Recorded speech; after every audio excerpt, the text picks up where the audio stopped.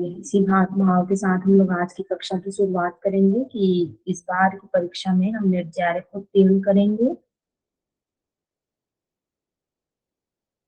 तो आए थे साधन पाठ के 54 नंबर के सूत्र में, जिसमें कहा गया है तारकम सर्व विषयम सर्वथा विषयम क्रमम चेति विवेकजम ज्ञानम। तारकम जो क्या है, संसार समुद्र से तारने वाला है, और उसके बाद सर्व विषयम अर्थात सबको जानने वाला है, सर्वथा विषयम सब प्रकार से जानने वाला है, और उसके बाद अक्रमम अर्थात बिना क्रम के पूर्वापर के जानने वाला है। इस प्रकार वह विवेक जनित ज्ञान होता है। तो इसमें विवेक ज्ञान के बारे में बताया गया है कि वो क्या है, हमको संसार समुद्र से तारने वाला है, सब प्रकार से सब विषय को बिना क्रम के ही, मतलब आगे पीछे आप कहीं पर से भी पूछो उस प्रकार से जानने वाला है। इस प्रकार क्या है, वह विवेक जनित ज्ञान है। जैसे कि आप लोगों में से कुछ लोग होंगे, है नहीं, योग दर्शन का बोल दो, बस सूत्र नंबर बताने की देरी है, मतलब असेंडिंग ऑर्डर डिसेंडिंग ऑर्डर कोई सा भी एक वर्ड पकड़ो, बताओ ये कौन से नंबर के सूत्र में है। तो अक्रमम करके हो गया, वही इससे रिलेटेड सारा भी, मतलब सर्व विषयम सर्वथा विषयम, तो योग दर्शन के बारे में कंप्लीट नॉलेज होगा। तो ये एग्जाम्पल के लिए बस बता रही हूँ। तो इस प्रकार से क्या होता है, जो विवेक जनित ज्ञान होता है। उसके बाद लास्ट हमारा 55 नंबर का सूत्र है, जिसमें कहते हैं संबंध भी है क्या, हाँ, ऊपर बतलाए हुए विवेक ज्ञान होने पर ही कैवल्य हो ऐसा नियम नहीं है, इसके सिवा दूसरे प्रकार से भी विवेक ज्ञान होकर कैवल्य प्राप्त हो सकता है, अतः उसके लिए जो बात अवश्य होनी चाहिए उसका वर्णन करते हैं। अब यहाँ पर हम लोग विवेक ज्ञान का दूसरा उपाय पढ़े थे। आप लोग बताओ पहला उपाय क्या था, उस दिन मैं बोली थी कि बताना क्या है पहला उपाय। ये विवेक ज्ञान की उत्पत्ति का दूसरा उपाय है। पहला उपाय क्या है, कोई पढ़ के आया है कि नहीं आया है, ये बता दीजिए, पता है या नहीं है, टाइम वेस्ट नहीं करना है हमको। मैम वो सत्पुरुष अन्यंत ख्याति मात्र से सर्वभावाधिष्ठातृत्वम सर्वज्ञतृत्वम च सर्वज्ञातृत्वम च, कौन से एक मिनट, तत्व पुरुषान्यो, वो आप साधन पाठ का बोल रहे हो क्या? नहीं मैम, ये क्योंकि विवेक मुझे ख्याति याद का नहीं है, बोल है ना। ये विवेक ख्याति का ये हम्म। मतलब विभूति मैम पाठ का 49 नंबर। जो वो वाला हाँ, था तो उसको तद्भाव, बोला गया है कि पहला, उसमें भी तो कैवल्य बोलो करके बोलो है ना बोलो संतोषी, कुछ बोल रही थी ना। हाँ, जो तद्भावात सहयोगा नहीं, विवेक भावो, विवेक ज्ञान का देखो, विवेक ज्ञान प्राप्त करने, हानम विषय कैवल्यम, संयोग का अभाव हो जाने पर कहाँ चला गया यार ये? वो मैम हाँ, 25 नंबर सूत्र है तद्भावात साधन संयोग, पाठ आपको का। देखो, साधन हाँ पाठ का 25 देखो नंबर मुझे याद सूत्र। नहीं है ना, क्योंकि मैं और सिर्फ पढ़ने के टाइम पर कह के पढ़ी थी, और मेरे दिमाग में ज्यादा देर तक स्टोर नहीं रहता है, कुछ भी भूलने की आदत है मेरी। तो आप लोगों को एग्जाम में लिखना है तो आप लोग एक बार देख लीजिएगा कि पहला उपाय क्या है, क्योंकि मुझे एग्जैक्ट याद नहीं आ रहा है ना। तो आप लोग देख लीजिएगा। हम लोग आगे बढ़ते हैं, कहाँ गया, 55 नंबर के सूत्र में आते हैं, है ना। तो उसमें क्या बोला गया है, सत्व पुरुषयो शुद्धि साम्ये कैवल्यम। तो सत्व का अर्थ होता है बुद्धि, और पुरुषयो अर्थात पुरुष, तो बुद्धि और पुरुष इन दोनों की शुद्धि साम्ये, जब समान भाव से, ये साम्य मतलब समान भाव से शुद्धि हो जाती है दोनों की, बुद्धि और पुरुष की, तब वही क्या होता है, कैवल्य होता है। इधर बुद्धि अत्यंत निर्मल होकर अपने कारण में क्या है, विलीन होने लग जाती है। बताओ बुद्धि का कारण क्या है, बुद्धि का, एकदम तुरंत रिप्लाई किया करो, बुद्धि का कारण क्या है, किससे उत्पन्न हुई है बुद्धि? प्रकृति, अरे बोलो ना विवेक जी, ज्ञान प्रकृति। विवेक- हाँ, तो बुद्धि का कारण क्या, विवेक ज्ञान नहीं भैया, बुद्धि का कारण प्रकृति है, ठीक है। प्रकृति, सबसे पहले क्या होता है, आता है प्रकृति के बाद महत्तत्व, और महत्तत्व ही बुद्धि है ना। तो उसका कारण क्या होगा, बुद्धि का महत्तत्व, है ना। तो बुद्धि अत्यंत निर्मल होकर अपने कारण में विलीन होने लग जाती है, और उधर पुरुष का जो बुद्धि के साथ अज्ञान कृत संबंध है ना, तो अविद्यावश क्या है, वो बुद्धि को से संबंधित समझता है अपने आप को, उसका और तज्जनित बल विक्षेप आवरण का अभाव होने से, अर्थात क्या है, अज्ञान अर्थात अविद्या का, और उस अविद्या के कारण जो उत्पन्न हुआ मल विक्षेप का जो आवरण होता है, जो बुद्धि के ऊपर रहता है ना, उसका अभाव होने से पुरुष भी क्या है, निर्मल हो जाता है। तो बुद्धि भी निर्मल हो गई और पुरुष भी निर्मल हो गया। इस प्रकार जब दोनों की समभाव से शुद्धि हो जाती है, अब दोनों के दोनों शुद्ध हो गए, तब क्या होता है, कैवल्य होता है। वह चाहे किसी भी निमित्त से, किसी भी प्रकार से क्यों ना हो जाए। तो जरूरी नहीं है कि जब विवेक ज्ञान होगा तभी क्या है, हमको कैवल्य मिलेगा, है ना। उसके अलावा भी क्या है, विवेक मतलब कैवल्य प्राप्त करने का उपाय है। तो चाहे कारण जो भी हो, जिससे भी हो, पुरुष और बुद्धि क्या है, निर्मल होकर के दोनों समभाव से जब शुद्धि हो जाती है, तब उस अवस्था को क्या बोला जाता है, कैवल्य बोला जाता है। इस प्रकार से हमारा समाप्त होता है विभूति पाठ। अब हम प्रारंभ करते हैं कैवल्य पाठ। तो हमको जाना अल्टीमेटली कहाँ था, कैवल्य में, है ना। और इससे पहले कैवल्य प्राप्त होने से पहले क्या है, कुछ हमको सिद्धियां मिलती है, विभूति मिलती है ना, जो इस बात का प्रमाण है कि हम सही मार्ग में आगे बढ़ रहे हैं। तो वो सारी विभूतियां हमने पढ़ ली। अब पढ़ते हैं कैवल्य पाठ के बारे में, है ना। तो सबसे पहला नंबर का इसमें सूत्र है, तीसरे पाठ में जो नाना प्रकार की सिद्धियां बतलाई गई है, वे केवल क्या है, समाधि से ही सिद्ध होती है। अब उसमें बहुत सारा पढ़े हैं ना, जितनी भी हमको क्या है, ये मिलेगा वो मिलेगा दुनिया भर का, है ना। तो वो सब किससे मिलता है, समाधि से ही होती है वो सब। तो जरूरी नहीं है कि सिर्फ समाधि से हो, है ना। वो दूसरे प्रकार से भी, दूसरे निमित्त, दूसरे कारण से भी प्राप्त हो सकते हैं। तो वो कारण कौन कौन से हैं, उनका वर्णन कर रहे हैं। इम्पोर्टेंट श्लोक है, इससे पहले भी इनसे एक क्वेश्चन आया हुआ है ना। कंफ्यूज नहीं होंगे, यहाँ पर याद करने वाला श्लोक है, तो ध्यान से सुनेंगे। जन्म मंत्र तपः समाधिजा सिद्धयः, ठीक है। तो जन्म, औषधि, मंत्र, तप और समाधि, ठीक है। तो जन्म से होने वाली, औषधि से होने वाली, मंत्र से होने वाली, तप से होने वाली और समाधि से होने वाली, ऐसी क्या है, 5 प्रकार की हमारी सिद्धियां हैं, है ना। तो अब पढ़ते हैं क्या क्या है ये सिद्धियां। तो शरीर, इंद्रियों और चित्त में परिवर्तन होने पर जो पहले की अपेक्षा अलौकिक शक्तियां क्या है, प्रादुर्भाव हो जाती है, उसको सिद्धि कहते हैं। अब अलौकिक का क्या बोल रहे हैं, है ना। अब नॉर्मल लोग जिसको नहीं कर सकते, कुछ उससे अद्भुत, वही क्या हो गया, अलौकिक शक्ति, इसी को क्या बोल देते हैं, सिद्धि बोल देते हैं। तो ये सिद्धियां क्या है, 5 कारणों से होती है और उनके भेद क्या है, इस प्रकार है। तो सबसे पहला है जन्म से होने वाली। तो जब प्राणी मरकर एक योनि से दूसरे योनि में जाता है, तब उसके प्रारब्ध अनुसार, मतलब जो कर्म उसने पहले का किया है, उसका फल जो अभी प्राप्त होता है ना, पूर्व जन्म के किए हुए कर्मों के कारण, है ना। तो उसी को बोलते हैं प्रारब्ध हमारा।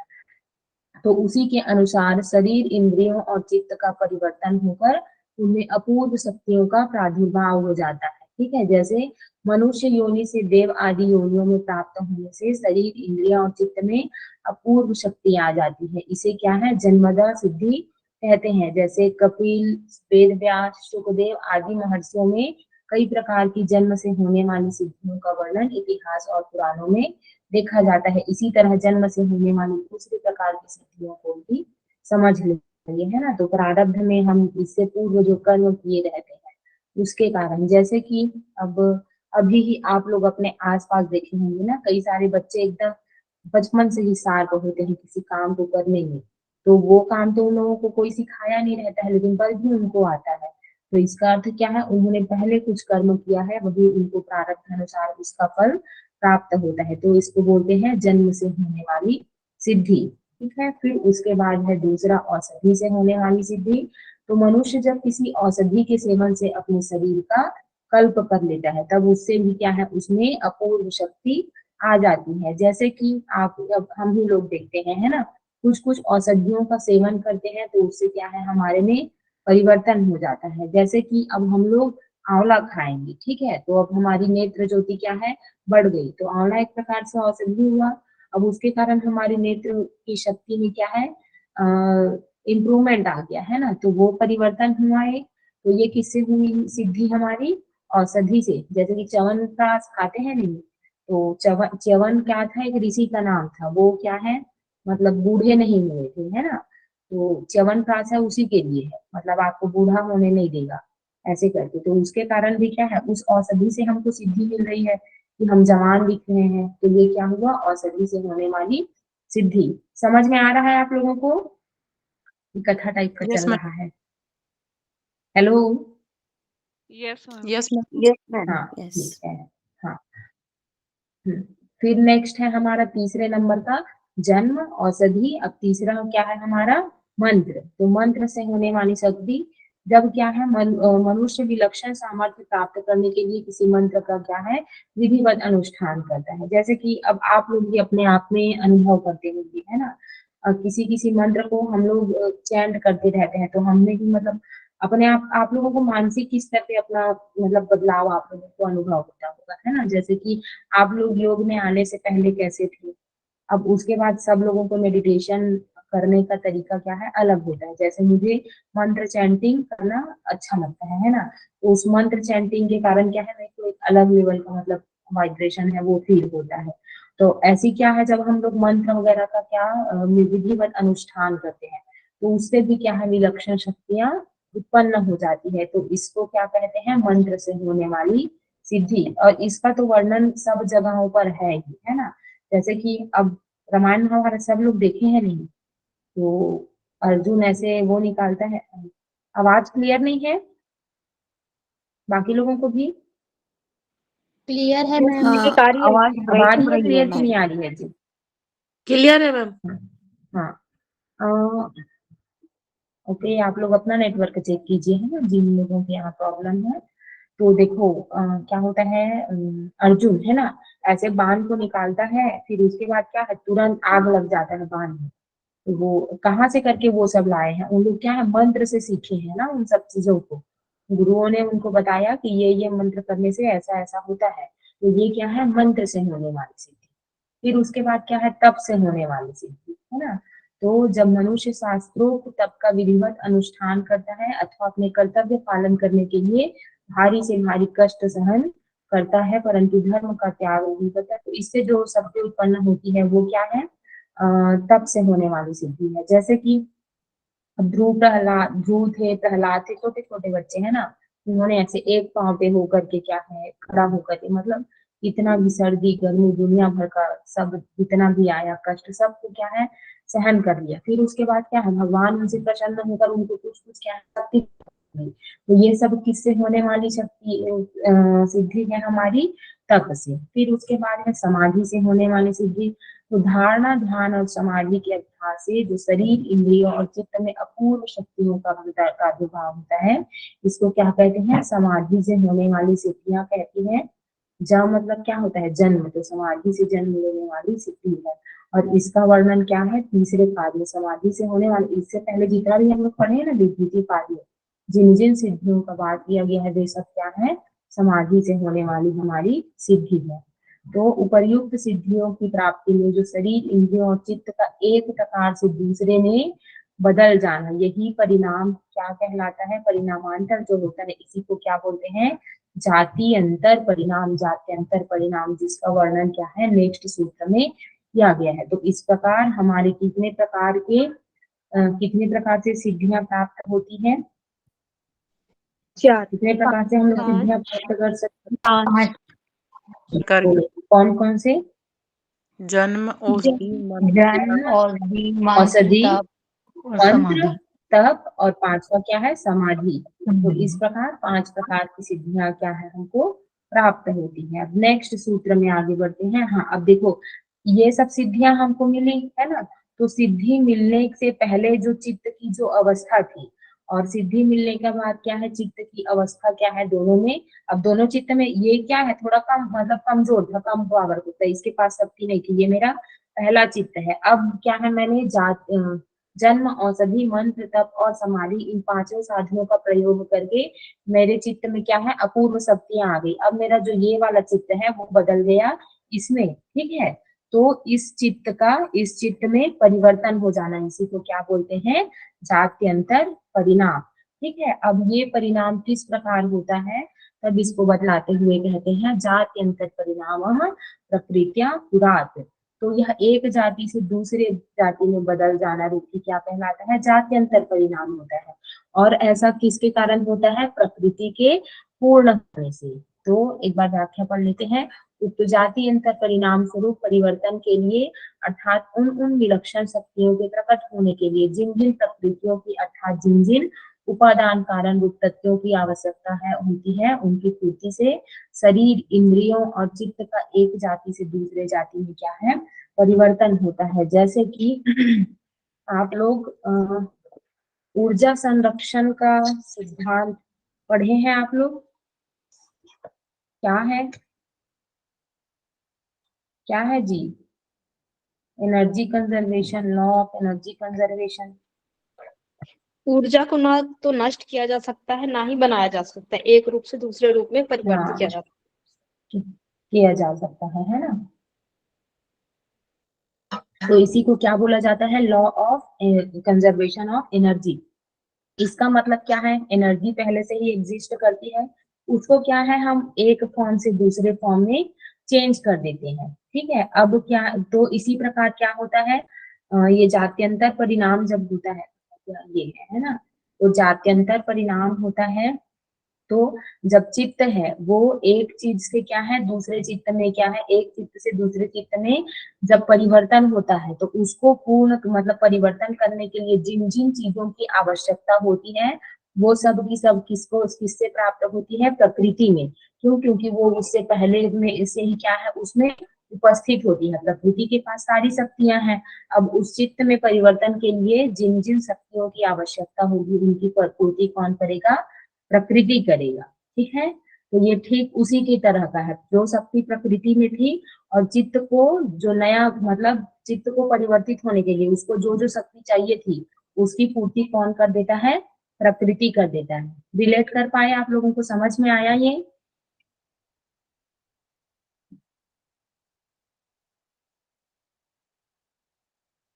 आया कि नहीं आया जी? हम इन क्लास के बाद कॉल करते ना, तो आधा घंटा बाद। मैम एक बार और बता दूं। हाँ देखो क्या होता है, मतलब एक एनर्जी है, उसको एक फॉर्म से क्या है हम लोग दूसरे फॉर्म में कन्वर्ट कर देते हैं, ठीक है। जैसे कि सोलर एनर्जी है, अब सोलर एनर्जी को क्या है, मैंने सोलर पैनल के थ्रू इलेक्ट्रिसिटी में कन्वर्ट कर दिया, तो इलेक्ट्रिसिटी पहले नहीं था, वो भी एक क्या है, फॉर्म ऑफ एनर्जी है, लेकिन वो पहले से एग्जिस्ट करता था नेचर में, है ना। उसको हमने किसी के थ्रू क्या है, परिवर्तित कर दिया एक ऊर्जा से दूसरे ऊर्जा में। तो ठीक उसी प्रकार क्या है, ये शक्तियां सब क्या है, प्रकृति में पहले ही क्या है, उपस्थित होती है। अब चित्त है वो एक चित्त से दूसरे चित्त में परिवर्तन हो रहा है ना। और जो दूसरा चित्त जो नया बन रहा है क्या है, वो शक्तिशाली है ना, अलौकिक शक्तियां हैं उसमें। तो वो जो चित्त है एक चित्त से दूसरे चित्त में जो परिवर्तित होता है, उसमें जो शक्ति आती है, वो सब की सारी शक्तियां हमको किससे प्राप्त होती है, प्रकृति से। क्यों? क्योंकि ये सब शक्तियां उसमें प्रकृति में पहले से ही क्या है, मौजूद है। आया समझ में?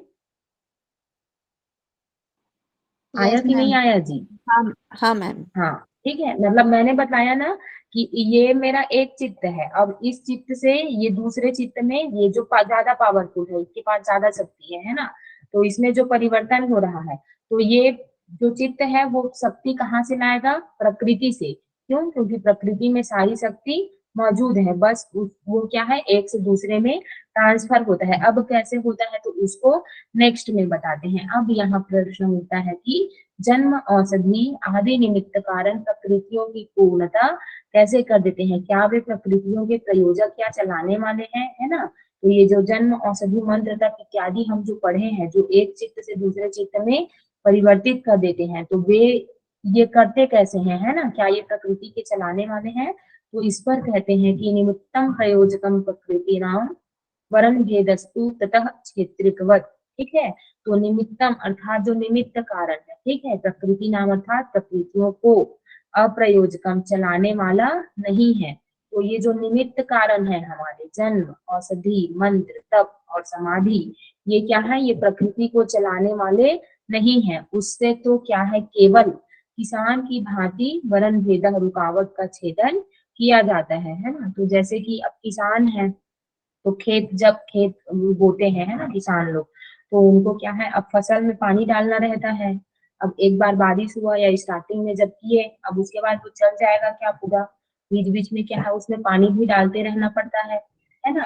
अब पानी एक, अब खेत तो बहुत सारा होता है, तो सब जगह जा जाके थोड़ी ना वो करते रहेंगे, तो क्या है ऐसे रास्ता बनाते हैं। अब एक खेत में पानी डालना है तो ऐसे रास्ता बनाते हैं उसके लिए, तो जिस खेत में पानी डालना रहता है वहां पर की मिट्टी को हटाते हैं। अब वो खेत भर गया तो उसका रास्ता बंद कर दे, फिर जिस दूसरे खेत में ले जाना है पानी उस वाले खेत में ले जाएंगे। देखे हैं आप लोग ये सब कि नहीं देखे हैं, पहले ये बताओ, है देखे हैं नहीं? किसान यस घर के मैम। हैं कि नहीं है आप लोग सब? हाँ, तो यस उसमें मैम। अब पहुंचाते कैसे हैं पानी? एक जिस खेत में पहुंचाना रहता है उसकी मिट्टी को हटाते हैं, फिर वो उसमें गया, अब उसमें पानी जाने बंद करना है तो उसके रास्ते को बंद कर दिए, अब नेक्स्ट वाले में ले जाएंगे तो उस फिर वहां पर की मिट्टी को हटाएंगे, है ना। तो ठीक उसी प्रकार क्या होता है, जिस प्रकार बाधा को हटाता है, रुकावट को दूर करता है किसान एक खेत से दूसरे खेत में पानी ले जाने के लिए, ठीक उसी प्रकार ये जो हमारे 5 प्रकार के निमित्त हैं, है ना, कौन कौन से? जन्म, औषधि, मंत्र, तप और समाधि। ये प्रकृति को चलाने वाले नहीं है, ये केवल क्या है, उस शक्ति को प्रकृति से मतलब एक चित्त से दूसरे चित्त में परिवर्तन होने में जो जो शक्ति लगती है उस रुकावट को बस क्या है, दूर करते हैं। अब जो रुकावट है ना, तो अब औषधि, अब मेरे को चाहिए ताकत, ठीक है। अब उस ताकत को ताकत लाने के लिए, जैसे कि अब कैसे बताऊं, हाँ, मुझे क्या है, मेरे आंखों में प्रॉब्लम है, अब जलन हो रही है ना। अब मुझे इस आंख के जलन को दूर करना है तो मैं क्या लूंगी, औषधि का सहारा लूंगी। तो निमित्त कारण क्या हुआ, अब औषधि हुआ। तो ये क्या है, अब किसान की भांति अब जो रुकावट थी उस आंख में, जो जो रुकावट थी है ना, जिसके कारण मुझे क्या है, दर्द हो रहा था, तो उन सब को क्या है, वो औषधि दूर कर देता है। तो इसी प्रकार मतलब जिस प्रकार किसान है वो रुकावट को दूर कर देता है, उसी प्रकार जो ये पांचों हमारे निमित्त कारण है, जन्म, औषधि, मंत्र और तप, ये चित्त को परिवर्तन होने में क्या है, केवल रुकावट को दूर करते हैं। और ये सब की सब शक्तियां किसमें पहले से उपस्थित होती हैं, हमारी प्रकृति में। आया समझ में? यस और नो? Yes ma'am.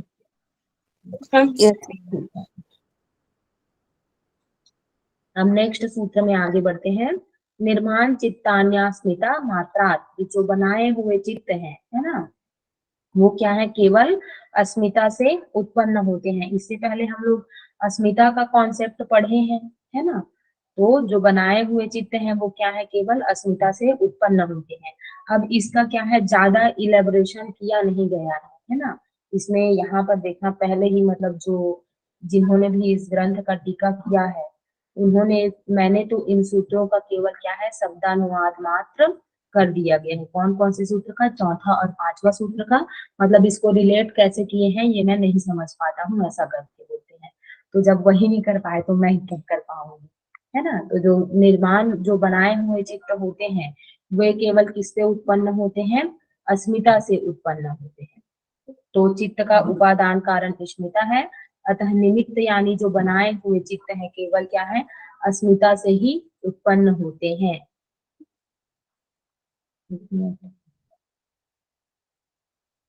चित्त के कारण अस्मिता मात्र को लेकर चित्तों का निर्माण करता है, उसे सचिंत होते हैं। एक मिनट, इसमें भी ज्यादा कुछ खास वो करके दिया गया नहीं है ना।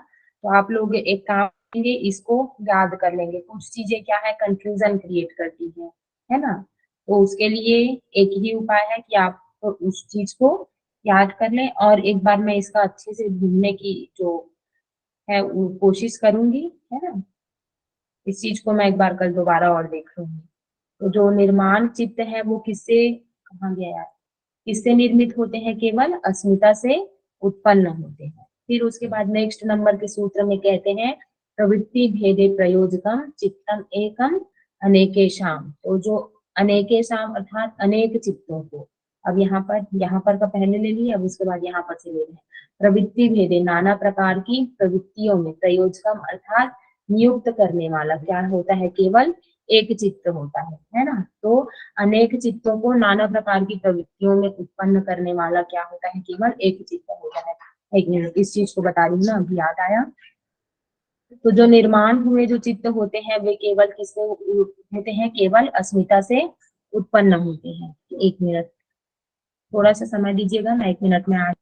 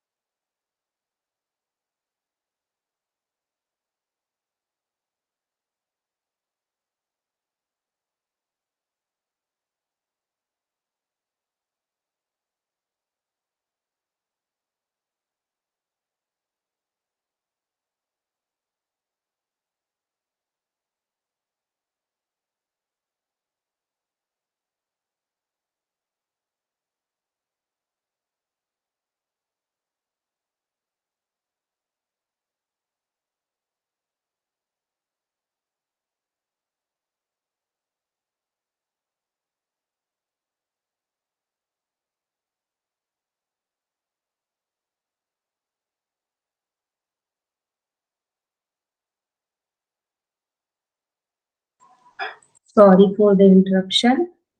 आगे बढ़ते हैं हम लोग। देखो क्या होता है जो अस्मिता है ना, तो इसका अर्थ है जो बनाए हुए चित्त करके पढ़ेंगे। जैसे कि इसको एक उदाहरण के द्वारा समझते हैं, है ना। जब उन लोगों का युद्ध होता है, रामायण में जब युद्ध होता है ना, तो मेघनाथ के पास क्या है, बहुत सारी मायावी शक्तियां रहती है। तो मेघनाथ क्या है, ऐसे जब युद्ध करने के लिए जाता है ना, तो आकाश में उन लोग युद्ध करते हैं, तो अपना क्या है, बहुत सारा ऐसे ऐसे स्वरूप बना देता है। मतलब मेघनाथ एक ही रहता है, तो वो अपना ऐसे क्लोन नहीं बना देते हैं बहुत सारा। तो फिर उसके बाद सबके राक्षस, सब सारे राक्षस लोग एक साथ ऐसे हा हा हा करके हंसते हैं। तो समझ पा रहे हो आप लोग मैं कौन सा कैसे सिचुएशन की बात कर रही हूँ। अपना क्या है, ऐसे बहुत सारा कॉपी नहीं बना देते हैं, तो उसको हाँ क्या मैम। समझ लेना है आपको। हाँ, निर्माण चित्त। जैसे कि उनको बोला जाता है ना, स्वामी, ये हमारे डीएसपी वाले का क्या नाम है यार, जिन्होंने उसका स्थापना किया था, श्री राम सर, है ना। पंडित तो श्री श्री राम राम शर्मा सर, आचार्य। हाँ हाँ, आचार्य जी, हाँ, है ना। तो उनको क्या बोलते हैं, मतलब उन्होंने बहुत सारी पुस्तकें लिखी हुई है ना। तो कहना ये है, ऐसा हमारे सर ने बताया था, है ना। तो मैं बता रही हूँ, मैंने एग्जैक्ट इसके बारे में पढ़ा नहीं है।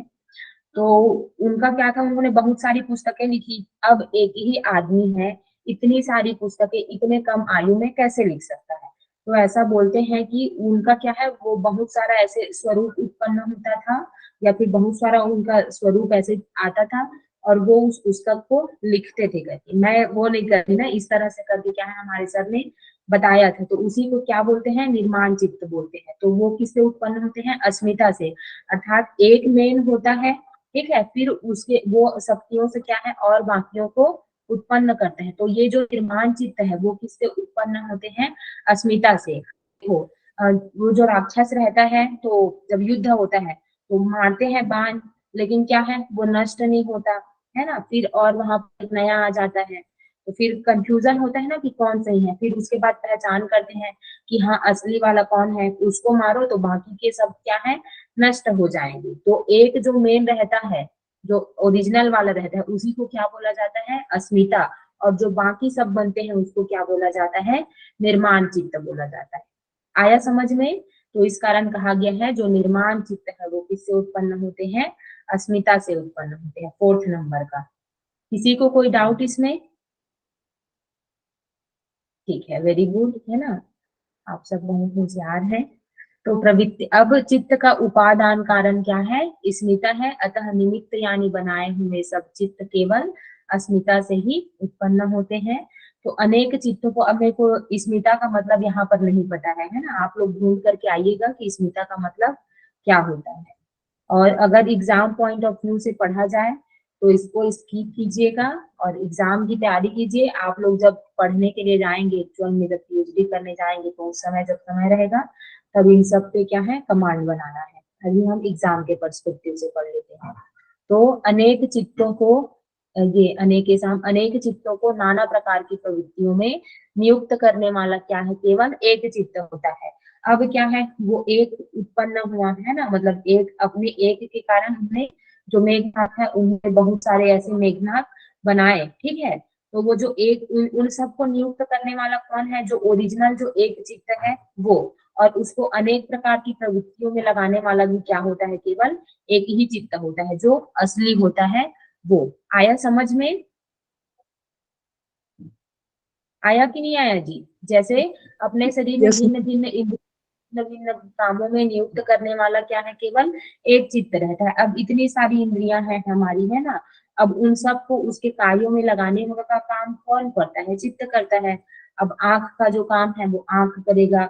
अब इसको गाइड कौन कर रहा है, हमारा चित्त कर रहा है। जो चित्त बोलेगा ऐसा कर, उसी प्रकार क्या है, वो इंद्रियां काम करेगी। उसी प्रकार उन बनाए हुए चित्तों को भिन्न भिन्न कामों में नियुक्त करने वाला संचालक क्या है, केवल एक ही चित्त होता है, जो कि योगी का स्वाभाविक चित्त है। हाँ, जैसे कि आप लोग किसी किसी और के बारे में, किसी महात्मा वगैरह के बारे में पढ़ेंगे, है ना। जैसे भगवान कृष्ण के बारे में ही पढ़ लेते हैं, तो चर्चा कर लेते हैं, सॉरी। तो उसको क्या बोला जाता है, मतलब भगवान कृष्ण यहाँ पर भी रहते हैं एक जगह, मथुरा में भी रहेंगे और वो द्वारिका में भी रहेंगे, है ना। और किसी और जगह पे भी रहेंगे, तो सब जगह पर क्या है, वो अलग अलग कार्य करते रहते हैं। ठीक है, कहा गया उसी प्रकार उन बनाए हुए जो चित्तों को भिन्न भिन्न कामों में नियुक्त करने वाला संचालक क्या है, केवल एक ही चित्त होता है। तो एक ही आदमी है, ठीक है, व्यक्ति केवल एक ही है वो, लेकिन अलग अलग जगहों पर क्या है, अलग अलग कार्य कर रहा है, और लेकिन उसका संचालक क्या होता है, केवल एक ही चित्त होता है, जो कि योगी का क्या है, स्वाभाविक चित्त है, जो उसका मूल चित्त है वो। हम नेक्स्ट सूत्र में कहते हैं, आया ना समझ में, ये टफ नहीं है ना, आप लोग रिलेट कर पा रहे होंगे ऐसा मैं मान के चल रही हूँ। यस और नो? मैम क्या मैं सही समझ रही हूँ, एक बार बता दीजिए। मतलब अस्मिता से जो चित्त, असली वाला चित्त बनता है, वही बाकी के निर्माण चित्तों को गाइड करता है ना? करता है, हाँ हाँ, ठीक है। ओके मैम, ठीक, ओके। तो एक मैं ओरिजिनल लक्ष्मी हूँ, अब मैंने अपने 5 यहाँ पर स्वरूप बना दिए। अब ये एक अलग काम करेगा, दूसरा अलग काम करेगा, तीसरा अलग काम करेगा, ठीक है, लेकिन इन सबको गाइड कौन कर रही हूँ, जो मैं हूँ वो। ठीक है, तो इस प्रकार से बोला गया है इसमें। अब उसके बाद नेक्स्ट सूत्र में बताते हैं, पहले सूत्र में बतलाए हुए 5 प्रकार की जो सिद्ध चित्तों में से, अब 5 प्रकार के सिद्ध चित्त वही किससे किससे उत्पन्न हुए हैं, बोलो जल्दी, जन्म अस्मिता से। बोलो ना औषधि जी।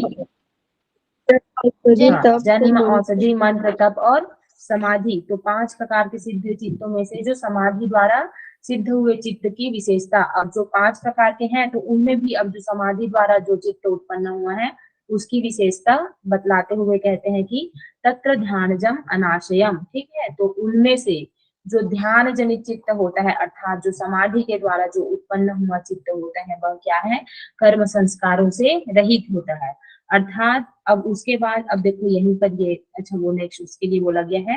तो इसमें जो ये जो बाकी हमारी 5 प्रकार 4 प्रकार की है, जन्म, औषधि, मंत्र और तप है, ये सब क्या है, कर्म संस्कार से युक्त होते हैं, लेकिन जो समाधि जनित जो चित्त होता है वह क्या है, कर्म संस्कारों से रहित होता है। यही क्या है, इसकी विशेषता है। तो ये जो 5 प्रकार के सिद्ध चित्त हमारे बने, जन्म, औषधि, मंत्र, तप, समाधि आदि से, तो उसमें जो प्रथम 4 है वो क्या है, कर्म संस्कारों से युक्त होंगे, लेकिन जो समाधि जनित चित्त होगा वो क्या है, कर्म संस्कारों से रहित होगा। ठीक है, चित्तों में कर्मों के संस्कार रहते हैं, इस कारण में क्या है, कैवल्य के हेतु नहीं हो सकते। अर्थात जो ये जो बाकी बताए गए हैं जन्म, औषधि आदि से, तो वो क्या है, कैवल्य के हेतु नहीं होती है, केवल जो समाधि जनित चित्त होता है कैवल्य का हेतु होता है। आया समझ में?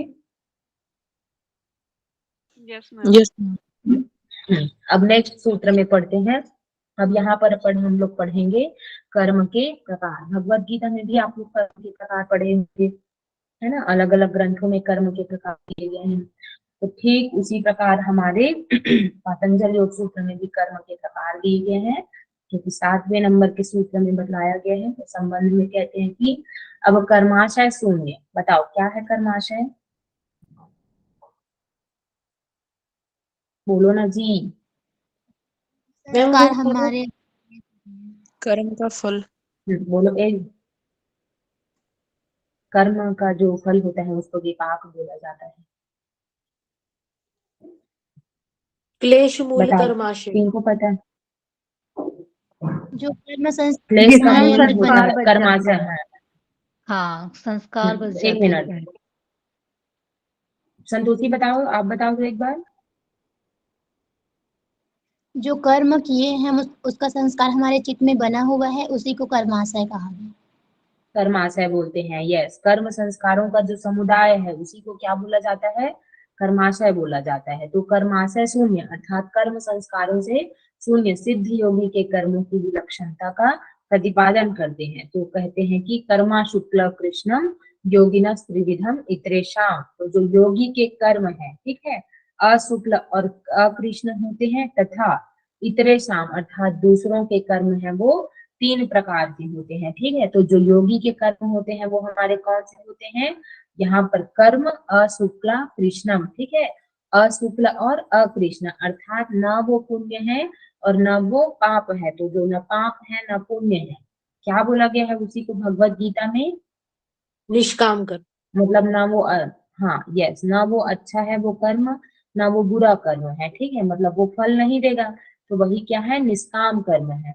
तो और लेकिन इसके अलावा जो अन्य 3 प्रकार के कर्म होते हैं वो दूसरे के कर्म होते हैं। योगी का केवल एक ही कर्म होता है, वो होता है अशुक्ल और अकृष्ण। तो शुक्ल कर्म उनको कहते हैं जिनका फल सुख भोग होता है, और कृष्ण कर्म उनको कहते हैं जो नरक आदि दुखों के कारण होते हैं। तो शुक्ल मतलब पुण्य, कृष्ण मतलब पाप, और पुण्य कर्मों का नाम शुक्ल कर्म है और पाप कर्मों का नाम क्या है, कृष्ण कर्म है। और सिद्ध योगी के कर्म किसी भी भोग देने वाले नहीं होते हैं, क्योंकि उनका चित्त कर्म संस्कारों से क्या है, शून्य होता है। यह बात पहले कह चुके हैं, इसलिए उन कर्मों को अशुक्ल और अकृष्ण कहते हैं। और योगी के सिवा जो साधारण मनुष्यों के कर्म 3 प्रकार के होते हैं, पहला शुक्ल अर्थात पुण्य, कृष्ण अर्थात पाप, और शुक्ल कृष्ण अर्थात पुण्य और पाप से मिले हुए। इसमें ज्यादा इलेबोरेशन की जरूरत नहीं है वैसे। अब साधारण मनुष्यों के उन 3 प्रकार के कर्मों का भोग किस प्रकार होता है, इसको बतलाने के लिए कहते हैं ततस्तद्विपाकानुगुणानाम एवं अभिव्यक्ति वासना नाम। तो जो उन 3 प्रकार के कर्म है, ततः अर्थात जो उन 3 प्रकार के कर्मों से, तद विपाक, अब यहाँ पर आया विपाक। अब बताओ विपाक का अर्थ क्या होता है? कर्म का जो फल। कर्म कर्म फल। यस, हाँ, जो कर्म किए हैं उसका फल। तो उनके फल भोग के अनुकूल वासना नाम वासनाओं की एव अर्थात ही और अभिव्यक्ति क्या है, उत्पत्ति होती है। तो जो वो 3 प्रकार के कर्म है, शुक्ल कृष्ण और शुक्ल, पहला शुक्ल, दूसरा कृष्ण और तीसरा शुक्ल कृष्ण, तो उनके फल भोग के अनुकूल, मतलब जिस प्रकार का फल हमको भोगना रहेगा उसी के प्रकार क्या है, वासनाओं की क्या है, उत्पत्ति होती है। अब वासना का अर्थ होता है जो हमारे कर्म संस्कार होते हैं, है ना। हाँ, कर्म संस्कार होता है, उसी को क्या बोला जाता है, वासना बोला जाता है। एक मिनट, हाँ, कर्म संस्कार ही है ना। इससे पहले कोई पढ़ा है क्या? कर्म जी मैम, संस्कार जो को ही बोलते हैं ना, वासना की कोई दूसरा हाँ वर्ड हाँ बोलते हैं? कर्म मैम संस्कार ही वासना है ना। स्मृति या वृत्ति, वासना से संस्कार और बनते हैं ना, वासना से संस्कार हाँ बनते हाँ हैं। हाँ हाँ, वही वही, ठीक है। तो जो हमारे कर्म संस्कार हैं उसी को, एक मिनट, लेफ्ट नहीं हुए है ना, हाँ। तो जो जिस प्रकार के जिस प्रकार का फल हमको भोगना रहता है उसी के प्रकार क्या है, वासनाओं की उत्पत्ति होती है। अब देखिए, योग साधनों के द्वारा जिनका चित्त शुद्ध नहीं हुआ है उन साधारण मनुष्यों के कर्म संस्कार के रूप में अंतःकरण है संग्रहित हुए रहते हैं। अब कर्म संस्कार नहीं, नष्ट नहीं हुआ है, तो पूर्व के जो कर्म किए हैं वो क्या है, चित्त में संग्रहित हुए रहते हैं। अतः उन कर्मों में से जो कर्म जिस समय फल भोग कराने के लिए तैयार होता है उस समय उस कर्म का जैसा फल होने वाला है वैसी ही वासना वासना उत्पन्न होती है, अन्य कर्मों के फल भोग की नहीं। तो अर्थात जिस प्रकार का फल हमको भोगना रहता है, ठीक है, उसी प्रकार की क्या है, वासना उत्पन्न होती है, अन्य प्रकार के कर्मों की नहीं। अब है उसके बाद यस, कोई कुछ बोल रहा है क्या? वॉइस आपकी क्लियर नहीं आ रही है ना, एक बार। स्क्रीन शो नहीं हो रही मैम।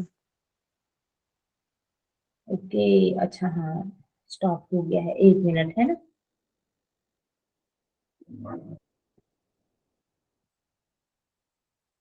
तो जब स्क्रीन शो होगी तो एक बार बताइएगा।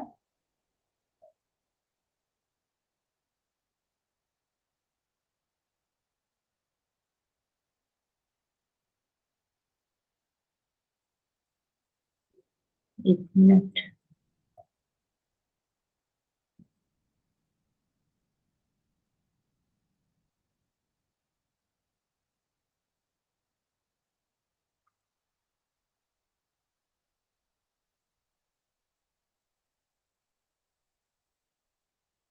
कहाँ चला गया, एक मिनट, है ना।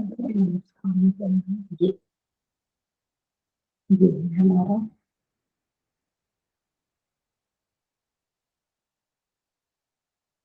अब शो हो रहा है? No ma'am. यस और नो? हाँ, यस मैम, यस मैम। हाँ, ठीक है। तो कहाँ पर आए थे हम लोग? तो जिस प्रकार के कर्म संस्कार हमको भोगने रहते हैं उसी प्रकार क्या है, वासनाएं उत्पन्न होती है। जैसे कि अब एक मिनट ना, ये एग्जाम्पल किसी दूसरे में तो नहीं देना है, इस चीज को मैं देख लेती हूँ। ठीक है, नेक्स्ट वाले में करके इसको इलेबोरेट करेंगे। इसमें और दिया है, तो बोला गया है कि जो जिस प्रकार के फल हमको भोगने रहेंगे तो उसी प्रकार की क्या है, वासनाएं उत्पन्न होगी। और ये वासनाएं क्या है, जो कर्म संस्कारों का समुदाय है, जो चित्त में संग्रहित रहता है और जो प्रकट होती है, वही क्या कहलाती है, वासना कहलाती है। अब नेक्स्ट नंबर के सूत्र में दिया है कि कर्म संस्कार तो अनेक जन्मों के अनंत होते हैं, उनमें देश काल और जन्म जन्मांतर का अंतर पड़ जाता है। इस स्थिति में वर्तमान जन्म के अनुरूप फल भोग की वासनाएं कैसे उत्पन्न होगी। तो इस पर कहते हैं, देखो जैसे कि हम लोग कर्म करते हैं, है ना, तो वो जो कर्म संस्कार का सिद्धांत है ना, वो क्या कहता है, कौन सा कर्म हम लोग कर रहे हैं, है ना। तो कई सारा कर्म करते हैं, उसका इंस्टेंट फल मिलता है, अभी कर्म किया और जस्ट थोड़े समय बाद उसका क्या है, फल मिल जाता है। कुछ कर्म ऐसे होते हैं जिनको अभी अभी जैसे जन्म से मिलने वाली सिद्धि हम लोग पढ़े ना, तो पूर्व जन्म के हमारा कर्म है, तो उसके कारण वो हमको प्राप्त मिल होती है। और फिर उसके बाद कुछ कर्म ऐसे होते हैं जिनका कर्म अब हमने कर लिया, अब उसका फल कब मिलेगा ना कब, ऐसी चीजें भी होती है ना। तो लेकिन जो प्रकट रूप में आती है उसी को क्या बोला जाता है, वासना बोला जाता है। तो ये फल भोग की वासनाएं उत्पन्न कैसे होती है, तो इस पर कहते हैं, जाति देश काल व्यवहिता नामप्यानंतर्यम स्मृति संस्कार्यो रेकर रूपत्वात्। ठीक है, तो जाति देश और काल के इन तीनों के व्यवधान रहने पर भी, सूक्ष्म व्यवहित करके उसमें पढ़े थे ना, व्यवहित अर्थात व्यवधान रहने पर, तो जाति देश, जाति का अर्थ जन्म से है ना, जाति देश और काल, इन देश अर्थात स्थान और काल अर्थात समय, इन तीनों का व्यवधान रहने पर भी आनंतर्यम कर्म संस्कारों के व्यवधान नहीं होता है। स्मृति संस्कारों, क्योंकि स्मृति और संस्कार दोनों का क्या है, एक ही स्वरूप होता है। अब इसको उदाहरण के द्वारा समझते हैं, है ना। कोई कर्म किसी एक जन्म में किया गया हो और कोई कर्म किसी दूसरे जन्म में किया गया हो, इसको एकदम सीधा अपने ही उदाहरण से करके हम लोग समझते हैं। ठीक है, जैसे कि आज से अभी आप लोग किसी अलग स्थान पे हैं, है ना, मतलब आज से 10 साल पहले मैं किसी अलग मौसम के हिसाब से वो करते हैं। ठीक है, गर्मी का मौसम हमेशा रहता है क्या, नहीं रहता है ना। अब गर्मी के मौसम में क्या है, हमको हल्के कपड़े पहनने हैं, है ना, जो रूम का माहौल है उसको थोड़ा ठंडा बना करके रखना है। अब गर्मी के जस्ट बाद क्या आता है, वो आता है, बारिश आता है। तो गर्मी के दिनों में हम जैसा व्यवहार करते हैं, मतलब कूलर चलाना है, पंखा चलाना है, ऐसे ही हम लोग ठंड और बारिश के दिन में करते हैं क्या, नहीं करते हैं, है ना। अब उसके बाद क्या है, क्या होता है, अब ये गर्मी का दिन जाएगा, फिर उसके बाद क्या है, अब कुछ मौसम के बाद में क्या है, दोबारा से आएगा।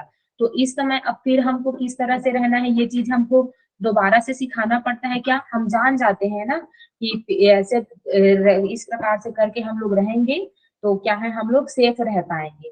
तो अब क्या है, इसी प्रकार क्या होता है, कर्मों का भी होता है।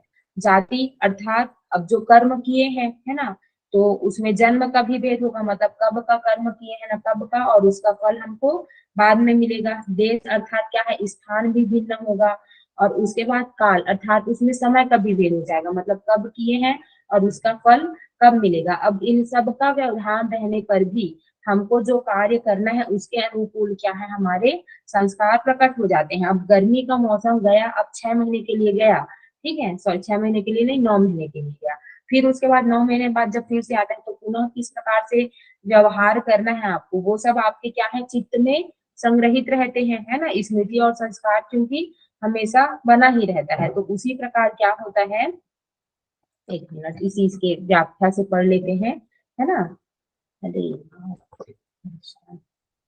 तो कोई कर्म किसी एक जन्म में किया गया है और कोई कर्म किसी दूसरे जन्म में किया गया है, यह उन कर्मों में जन्म का व्यवधान है ना। अलग अलग जन्म में क्या है, हम लोग अलग अलग कर्म किए रहते हैं। इसी तरह भिन्न भिन्न कर्मों में देश और काल का भी व्यवधान होता है, मतलब अलग स्थान पे किए हैं और अलग अलग समयों में किए हैं। तो इस प्रकार जन्म, देश और काल का व्यवधान होते हुए भी जिस कर्म का फल भोग प्राप्त होने वाला होता है उसके अनुसार क्या है, भोग वासना उत्पन्न होने में कोई अड़चन नहीं पड़ती, क्योंकि स्मृति और संस्कार ये दोनों एक ही है। स्मृति और संस्कार दोनों को क्या बोला गया है, एक ही बोला गया है, जो क्या है, चित्त में संग्रहित रहेंगे। और जिस कर्म फल का उत्पादक निमित्त कारण आता है, अब जो कर्म फल हमको भोगना है उसका उत्पादक, उसका निमित्त कारण जब आता है तो ऐसी ही क्या है, वासना प्रकट हो जाती है। यदि किसी को उसके पूर्व जन्म के कर्म का फल भोगने के लिए गौ की योनि मिलने वाली है तो उसने गौ की योनि जब कभी भी पाई है उसकी वासना प्रकट हो जाएगी, ठीक है। अर्थात गौ अब जो कर्म किया है उसके कारण उसको क्या है, गौ की योनि मिलने वाली है। अब उस फल को भोगने के लिए इससे पहले भी तो उसने क्या है, गौ का जन्म पाया होगा, तो अब गौ रूप में उनको फल मिलने वाला है तो वैसी ही वासना क्या है, प्रकट हो जाएगी। अब उसकी भाव यह है कि चाहे उस जन्म के बाद दूसरे कितने ही जन्म बीत चुके हों, कितना ही समय बीत चुका हो, वह किसी भी देश में हुआ हो, उसकी वासना स्फुरित हो जाएगी और स्मृति और संस्कारों की एकता होने के कारण जो फल मिलता है उसके अनुकूल भोग वासना यानी स्मृति पैदा होती है। एक चीज और एक अच्छे उदाहरण के द्वारा इसको समझते हैं, है ना। गाय का जो बछड़ा होता है वो पैदा जब होता है तो उसके बाद उसको दूध पिलाने के लिए क्या सिखाना पड़ता है, उसको कोई बताता है क्या कि इस तरह से करके आपको दूध पीना है, बताइए, बताना पड़ता है क्या कि बस उसको जो गाय, हाँ, उसके जो गाय का स्तन होता है उसके पास उसको ले जाते हैं, फिर क्या है वो खुद से ही दूध पीने लगता है। इसका अर्थ क्या हुआ कि इससे पूर्व क्या है उसके, और जब वो रहा होगा तो इस तरह से उसको दूध पीना है, तो इस तरह के संस्कार और स्मृति क्या है उसके मन में रहते हैं, है ना। तो इस तरह से करके क्या बोलते हैं, दूध पीते हैं, यह उसके मन में रहता ही है। तो जिस प्रकार के फल को भोगना रहता है उसी प्रकार की वासना और स्मृति क्या है, उत्पन्न होती है। आया समझ में? यस और नो? Yes ma'am. हाँ ठीक है। अब एक दो सूत्र और कर लेते हैं। अब यहाँ तक शंका होती है कि जब वासनाओं हाँ लास्ट में लीजिएगा ना डाउट, या यहाँ तक शंका होती है कि जब वासनाओं के अनुसार ही जन्म होता है और कर्मों के अनुसार वासना होती है। बोल रहे हैं वासना के अनुसार क्या होता है, जन्म होता है, क्योंकि जैसा हमारा कर्म संस्कार रहेगा उसी के अनुरूप क्या है, जन्म मिलेगा। और उन कर्मों के अनुसार ही क्या है, वासना उत्पन्न होती है। अब जैसा कर्म करेंगे उसी के अनुसार क्या बनेगी, वासना बनेगी। अब तब सबसे पहले जन्म देने वाली वासना कहाँ से उत्पन्न हुई? हाँ मतलब अब कह रहे हैं कि वासना के अनुसार हमको जन्म मिल रहा है और ये वासना किसके द्वारा बन रहा है, कर्म के द्वारा। मतलब पहले कर्म बना, अब कर्म के कारण वासना आएगी और इस वासना के कारण क्या है, जन्म होगा। तो अब सबसे पहले जन्म देने वाली वासना कहाँ से आई, तब इस पर कहते हैं कि तासाम अनादित्वम चाशिसो नित्यत्वात्, ठीक है। तो तासाम अर्थात उन वासनाओं की, यस उन वासनाओं की क्या है, अनादित्वम, क्या है, अनादिता है, अर्थात वो कभी खत्म होने वाली नहीं है। अतः आशीष नित्यत्वात्, क्योंकि प्राणियों में बने रहने की इच्छा नित्य अर्थात अनादि काल से ही है।